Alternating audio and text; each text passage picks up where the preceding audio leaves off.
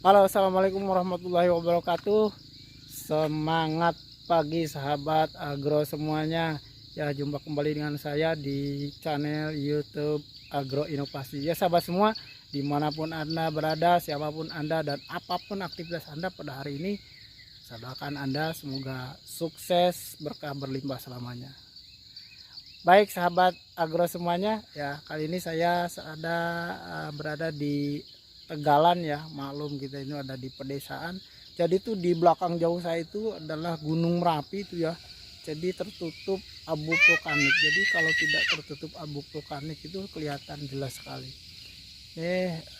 Kebetulan pas tertutup abu vulkanik. Ya sahabat semua, pada kesempatan kali ini ya ngomong-ngomong di pedesaan ya kan banyak sekali bahan baku ya untuk pupuk itu sangat berlimpah sekali. Ngomong-ngomong tentang pupuk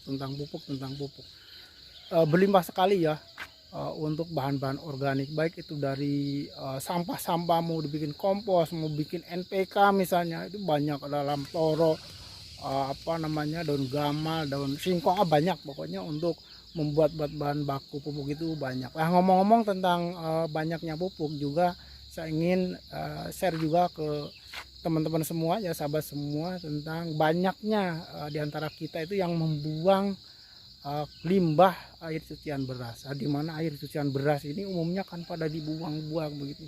Sayang sebetulnya, karena di yang kandungan dalam air cucian beras itu banyak sekali manfaatnya. Ternyata kalau kita paham ya atau tahu cara mengolahnya, itu bisa kita jadikan sebuah pupuk ya organik yang bernilai tinggi ya, bahkan sangat banyak sekali manfaatnya untuk kita gunakan sebagai pupuk penyubur.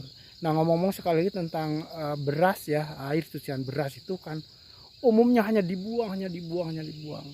Dan saya itu selalu mencoba melakukan hal-hal yang memang tidak pada umumnya gitu ya.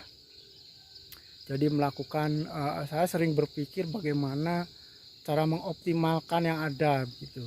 Kita lihat banyak sampah, kita bikin kompos ya, kemudian air cucian beras juga banyak saya melihat dari kebetulan ada kawan juga ya yang insinyur pertanian juga, saya sering ngobrol dengan beliau, kemudian saya sering baca-baca buku dan lain sebagainya, sehingga saya menemukan sebuah ramuan ya yang dimana air cucian beras ini saya jadikan sebuah pupuk begitu ya sahabat. Nah, pada video kali ini saya akan share ke Anda semua, ke kalian semua ya, bagaimana cara pembuatan saya ya dengan air cucian beras itu saya jadikan sebagai pupuk organik cair. Nah, inilah, kita langsung aja ke videonya. Oke.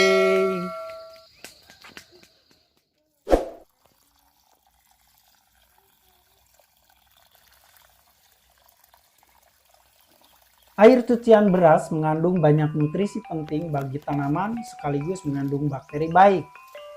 Air beras mengandung 90% karbohidrat berbentuk pati yang penting untuk hormon auksin, alanin, dan giberelin, di mana hormon ini adalah hormon ZPT atau zat pengatur tumbuh pada tanaman. Selain itu, air cucian beras juga mengandung banyak vitamin, diantaranya vitamin B1, vitamin K, ada protein, besi, kalsium, fosfor, boron, dan juga nitrogen. Air cucian beras akan membantu beberapa hormon yang ada pada tanaman sehingga bisa merangsang pertumbuhan tutuk dan daun, membawa makanan ke seluruh sel pada daun dan batang, serta manfaat lainnya.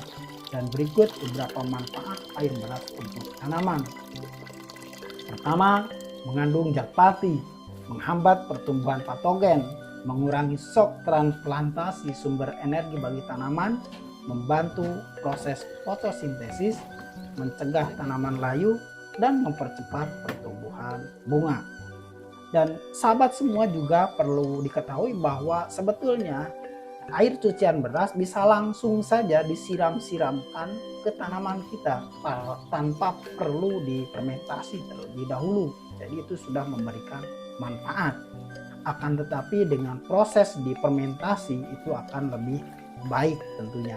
Dan ngomong-ngomong tentang cucian beras, kita langsung saja akan praktekkan bagaimana cara membuat pupuk organik cair dari cucian beras.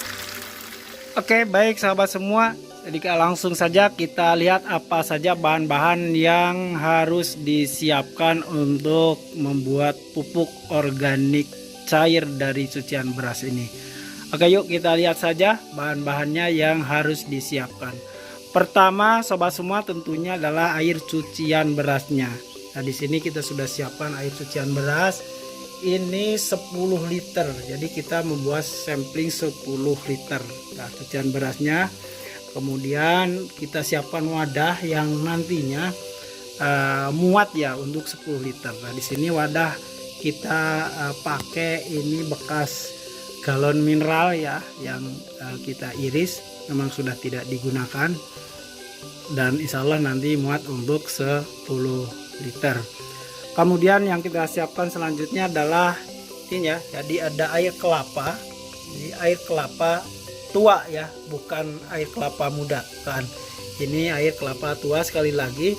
Jadi banyak kan air kelapa tua ini hanya dibuang-buang. Jadi ini juga kita mengambil dan meminta ya, hanya minta saja dari tetangga kita yang kebetulan menjual kelapa parutan gitu. Nah, kan airnya itu dibuang-buang. Jadi kita minta saja. Nanti akan kita gunakan 1 liter ya, ini 1,5 liter. Nanti kita hanya akan gunakan 1 liter saja. Kemudian lanjut yang disiapkan adalah tetes tebu ya. Jadi sahabat semua yang tidak ada tetes tebu seperti ini bisa menggunakan gula, jadi sebagai pengganti tetes tebu. Bisa gula pasir, gula merah juga bisa ya sahabat semua. Lanjut yang kita siapkan adalah EM4 ya. Tentu sahabat semua juga sudah paham ya dengan produk ini yang disiapkan untuk fermentasinya. Kemudian juga kita siapkan plastik untuk penutupnya, karena nanti tidak boleh ada udara yang masuk. Juga rapia untuk pengikatnya nanti. Dan yang tidak kalah pentingnya adalah kita sudah siapkan ada ragi tape. Ragi tape, jadi untuk 10 liter kita hanya pakai 2 butir saja, jadi 2 begini saja ya, tidak banyak-banyak. Murah, banyak di pasaran, dan ini sudah kita haluskan. Jadi sudah kita tumbuk, sudah kita haluskan. Nah, hanya ini ya bahan-bahannya yang harus kita siapkan terlebih dahulu. Nah, setelah bahan-bahannya siap semuanya, mari kita akan praktekkan. Yuk mari kita mulai sobat semua. Pertama yang harus kita lakukan adalah memasukkan air cucian berasnya ke dalam wadah yang sudah kita siapkan tadi.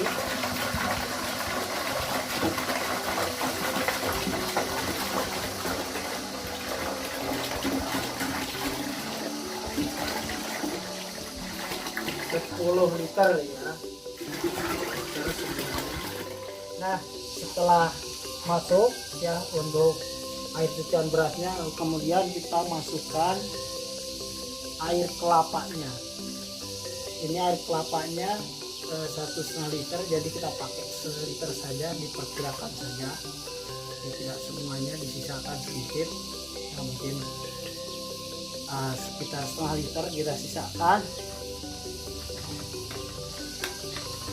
Kemudian kita masukkan tetes tebunya atau gula ya, bagi yang tidak punya tetes tebu. Berapa ini? 10 tutup saja, ini sudah tutupnya 10 tutup.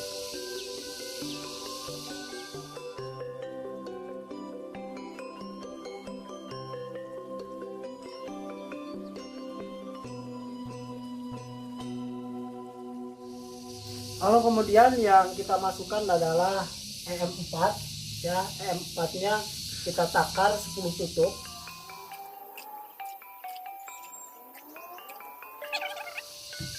Kemudian yang terakhir dimasukkan adalah ragi tape yang sudah kita haluskan ya. Ini dimasukkan.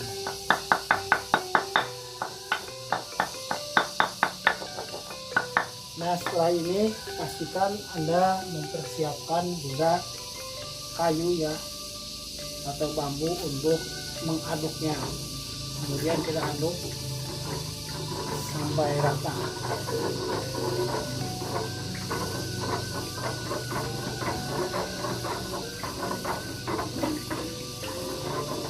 Oke ya, kalau dirasa sudah ya, kemudian tutup yang rapat, yang plastik yang sudah disiapkan tadi, tutup yang rapat ini.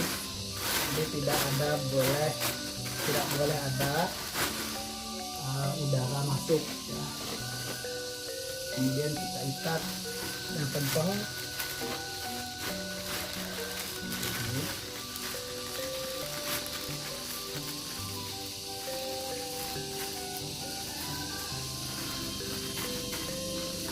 Nah sobat semua, ini akan ada kelihatan gelembung gas ya, karena nanti akan ada gasnya dan harus kita keluarkan gasnya.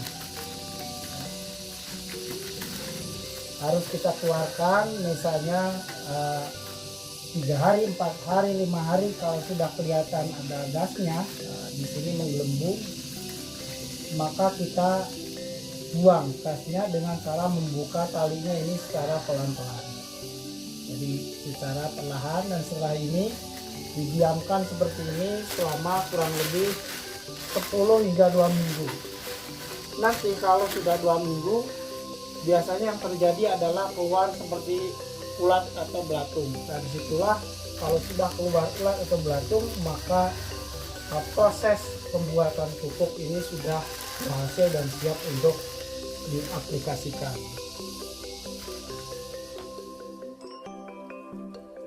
Demikian rangkaian yang saya praktekkan sobat semua. Setelah jadi sekitar 10 hari sampai 15 hari, kemudian saya saring lalu diaplikasikan ke tanaman saya dengan dosis setiap 1 liternya saya campurkan lagi dengan air 10 liter.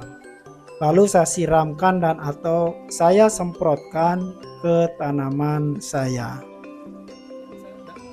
Sekian informasi yang dapat saya sampaikan, semoga bermanfaat. Sampai jumpa kembali di lain waktu dan kesempatan. Alhamdulillah hari ini, pagi ini cerah sekali ya, semoga secerah harapan dan masa depan kita semua. Wassalamualaikum warahmatullahi wabarakatuh.